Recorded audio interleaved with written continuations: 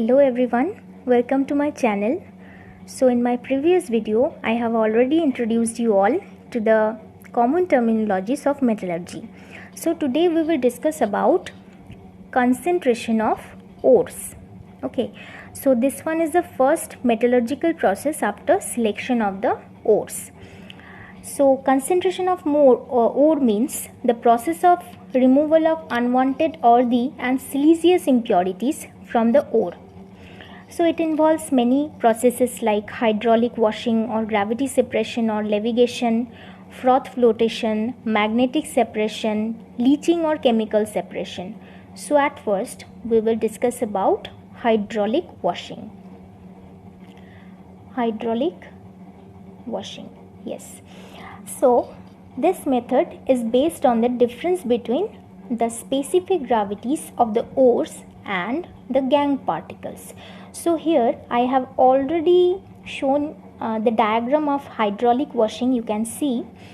So here is a tap, okay, and one inclined plane, and powdered ore is supplied from here, and it flows with a stream of water, and the lighter particles will be washed away with a stream of water. The process by which lighter earthy or rocky gangue particles are removed from the heavier ore particles by washing with water is called levitation. Okay, in this method the finely ground ore particles are washed with upward stream of running water on a sloping table fitted with a series of corrugated boards. So heavier ore particles are settled down in the settling tank, and the gangue particles or the impurities being light, they are washed away with the stream of water. So this is all about hydraulic washing. Next one is froth flotation. So froth flotation is widely used for the concentration of sulfide ores such as zinc blende or ZNS, copper pyrites or Cu2FeS2, galena or PBS, and this method is based on the principle of difference in wetting characteristics of gangue and sulfide ore particles with water and oil. That means it depends on the wetting characteristics, froth flotation. But hydraulic washing depends on the difference of the specific gravities of the ore and impurities. So it depends on specific gravity, whereas froth flotation depends on wetting character.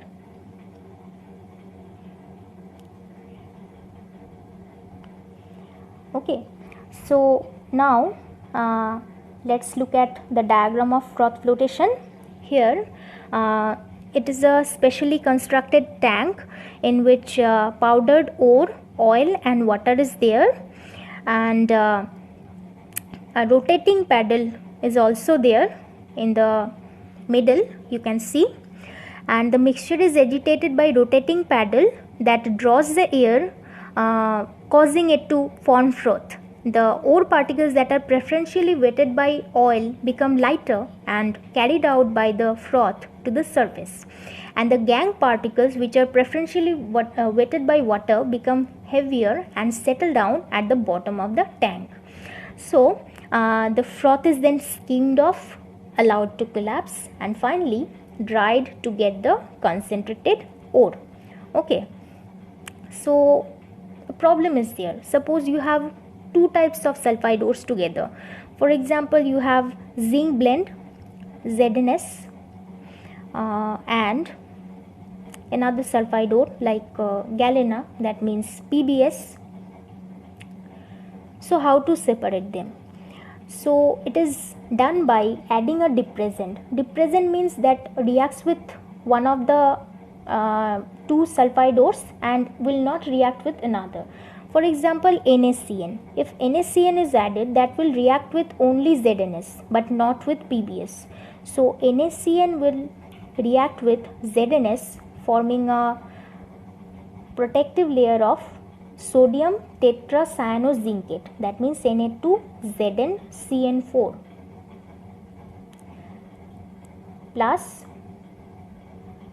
Na2S. Okay, so it doesn't form froth, but PBS can form froth, so they are separated. Next one is magnetic separation. So it is evident from the name that it is related to some magnetic properties, and this method is based on the difference in magnetic properties of the ore and the impurities.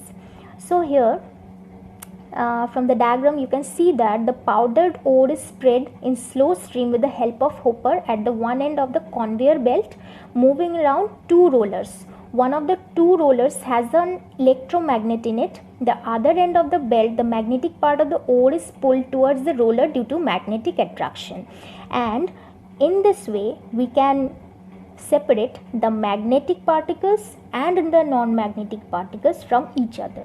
So in this way magnetic separation is done. Next one is leaching or chemical separation. Okay, so let's write number 4, chemical separation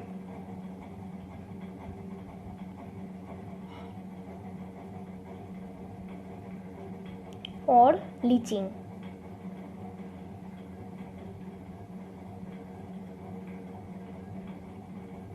Clear? This method is the concentration of an ore through some chemical process, that's why the name is given. Okay, so in this method the powdered ore is treated with suitable reagent which selectively dissolves the ore particles but not the impurities. For example, in separation of pure alumina from bauxite by Bayer's process, there are some impurities like iron oxide, silica, titanium oxide, but if we use powdered ore with concentrated solution of NaOH, so only alumina, that means Al2O3, and silica, SiO2, will react with concentrated NaOH to form two types of salts. Like Al2O3 will form sodium aluminate in presence of water, H2O, it will form sodium aluminate. Sodium aluminate, and silica also reacts with that, sodium hydroxide, SiO2 plus NaOH in presence of water, it forms sodium silicate. Okay, so other impurities doesn't react with NaOH, so we have sodium aluminate and sodium silicate in the mixture. So the mixture is then filtered and the undissolved impurities are removed. On cooling the filtrate, then it is neutralized with passing carbon dioxide gas. Now hydrated Al2O3, that means alumina, is precipitated.